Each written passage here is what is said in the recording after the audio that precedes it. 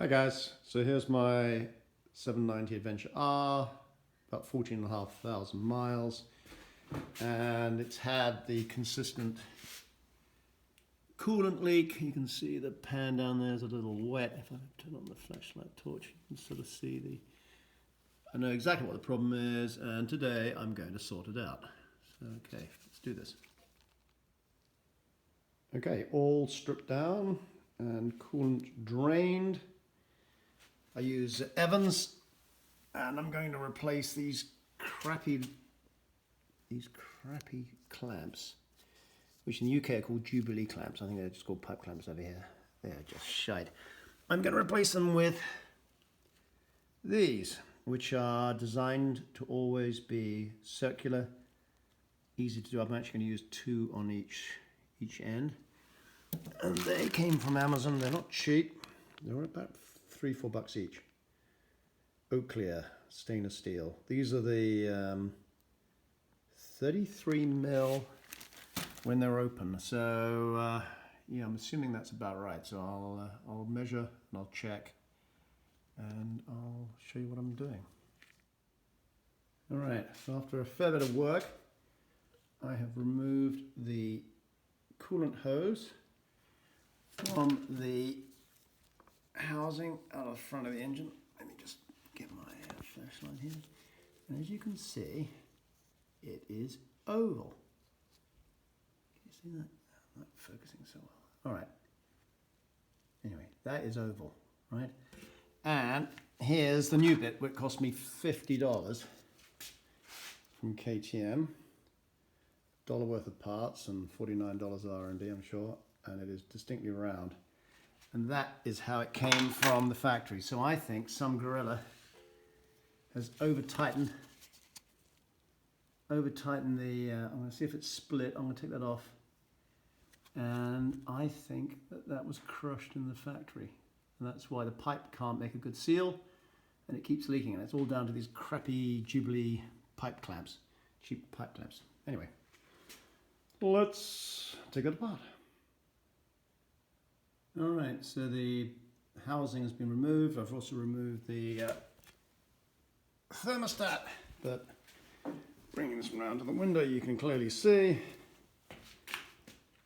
the one on the right is distinctly oval, and the one on the left is the new one that cost me $50 to replace. And the interesting thing is, this one that's oval doesn't actually look cracked.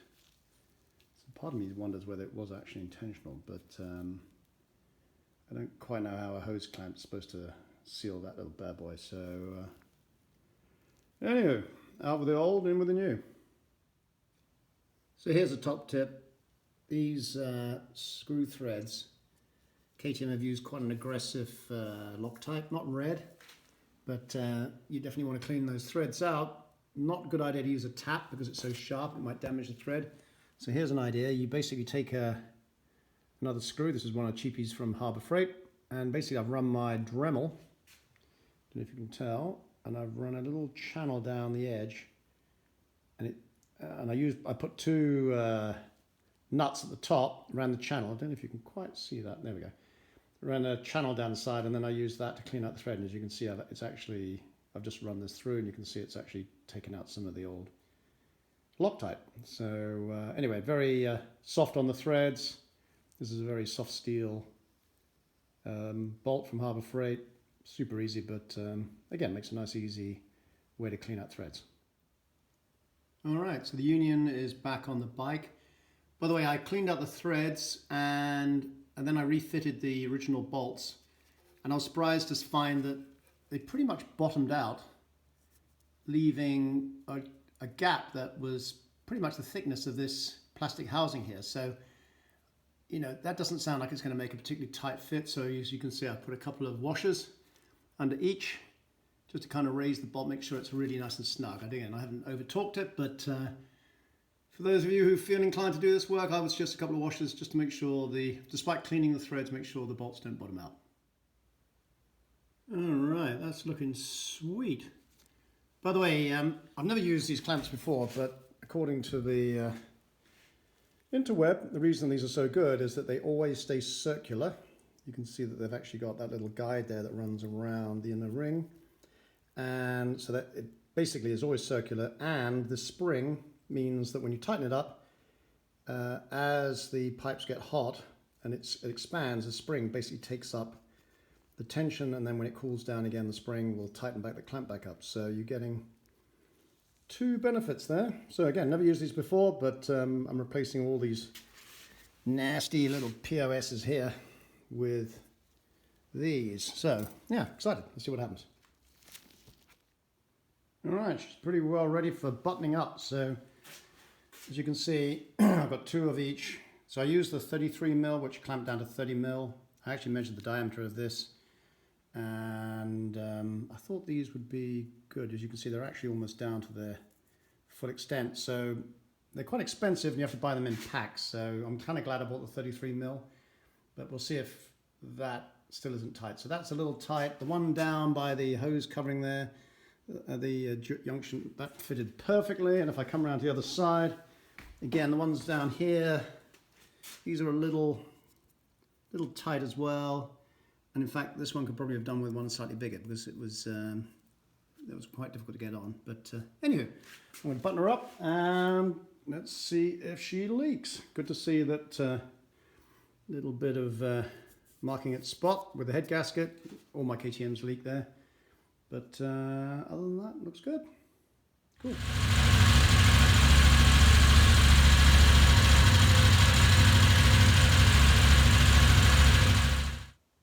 So hi guys. So after that last part of the video where I bolted everything up nice and tight, right? I sealed the water pump area, the spigot leading to the radiator, and you saw just how badly it leaked, and I'm like, what on earth is going on? So the last few days I've basically gone back to the drawing board, and I think I now know why these 790s have these consistent leaks.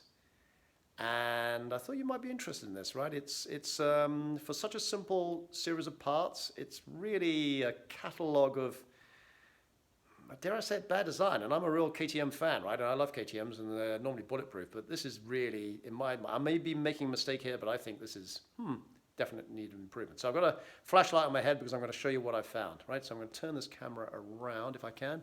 You know what? I'm going to stop it and spin it around, and I'll show you what I found. Okay, so there are a number of aspects to what on earth, and I think I've now cracked it, and it's not exactly what I was expecting, right? So number one, you've got this original part. Now KTM has discontinued this part and replaced it with this part, right? Happy days. Oval, and it looks like it's designed to be oval. You can see by the fatter flanges there on the side. I think this was designed to be oval for whatever reason. Anyway, that's out. But the important thing is, notice this little flange there on the underside, right? The one on the left, the original, is 0.2 of a millimeter deeper than this flange, right? And that's going to be quite important. I'll show you why in a second. That one, you can almost see it visually as well.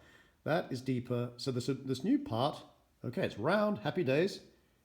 This little flange there is 0.2 of a mil shallower, less deep, right? Why does that matter? Well, when you look at this, right, so there is no seal around that housing. The seal is on the thermostat, right? So the thermostat pops in there. I'm not going to do it for the moment. The thermostat pops in that little recess there you can see at the edge.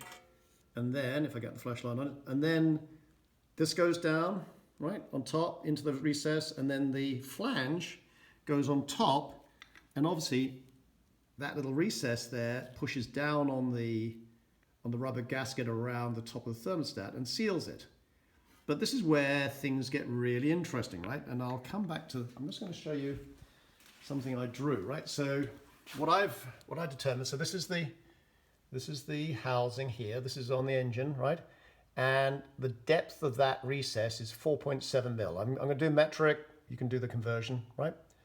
Now the thermostat itself, the little rubber ring around the top there, is 3.2 mil. Okay. Now if you go up to the flange itself, that's 1.2 mil. This is on the new one, right? This is on the shallow one. This is 1.2 mil. So if you add 3.2 to 1.2, obviously that's 4.4. 4.4 we need 4.7, right? So basically, this housing doesn't come down sufficiently far to compress the rubber O-ring around the thermostat, right? So that is what caused the leak. I have absolutely no doubt about it. So that's a design flaw, right? But believe it or not, there's another problem, right? And that is, I can't believe this, right? Now these, look at the bolts. I have cleaned the threads and those things are seated well and truly deep. And in fact, I'll take this one out so you can see, right? You can see this, right? But you can see that it doesn't actually go all the way down to the casing. And in fact, this under here, this is solid, right? There's no way that thread comes through. If I push that down to about there, you can see that the bolt bottoms out, right? So the bolt, all these bolts, these 3 bolts bottom out, right? So what, you ask? What's that? Sorry guys, the video stopped. So point being, does the bolt bottom out before it actually hits the top of this flange to push it down? So I did some measurements.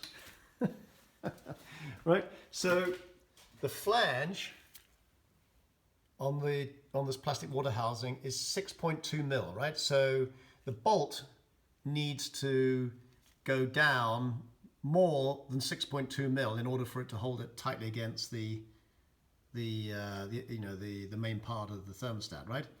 And the bolt bottoms out at 6.4 mil. So the bolt bottoms out before it even has time to clamp down the hose, the housing. So 2 problems, right? A, the bolts are bottoming out.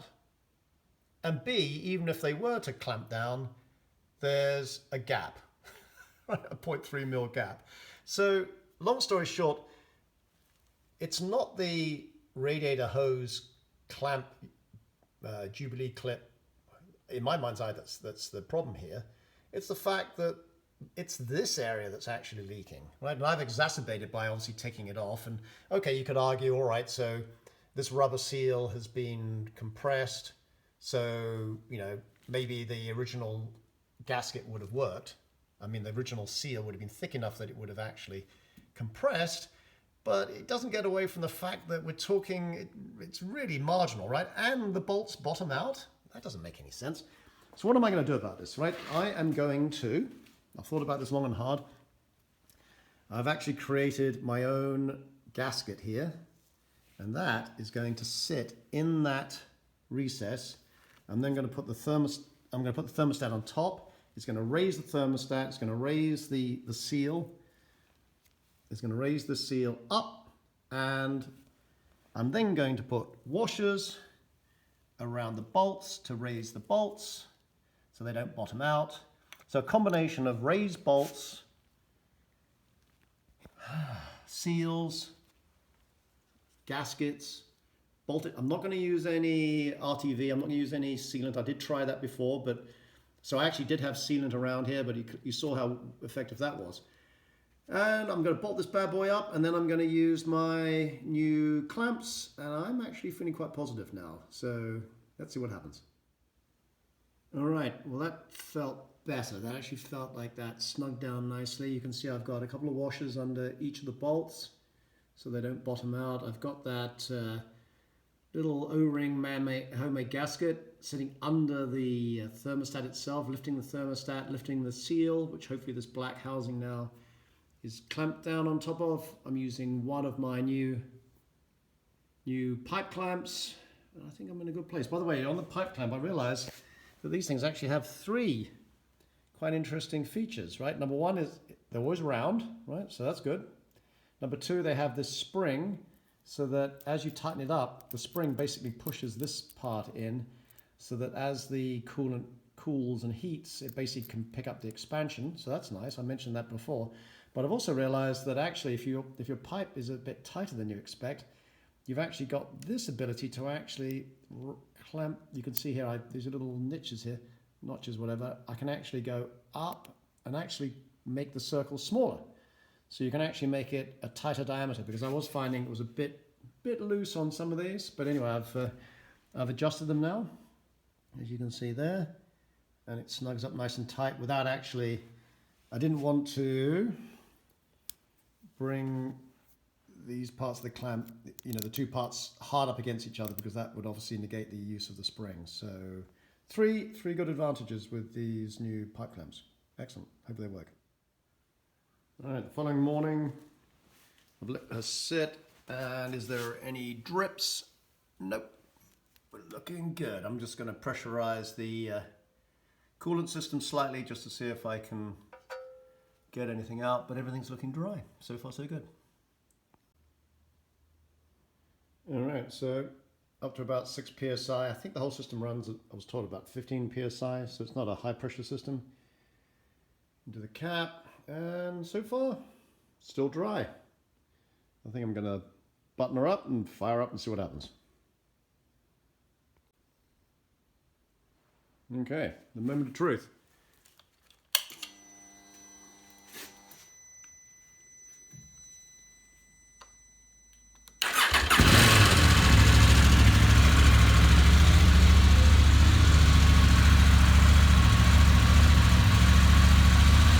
Much better.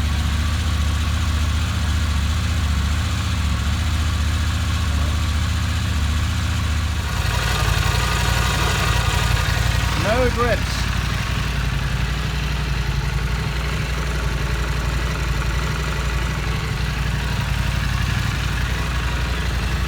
All right, hopefully that's sorted.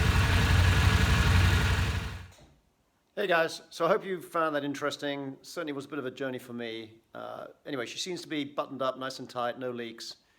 I'll take her out for a spin, of course. I'll let you know what happens. You know, the one worry I suppose I have, will that gasket move, shred, decay, get into the coolant system? That wouldn't be good. But I'm going to send this video to KTM as well, because it does suggest that there are some design issues. I mean, maybe they'll have a different opinion. And if I hear, I'll let you know. All right. Keep riding. Rubber side down.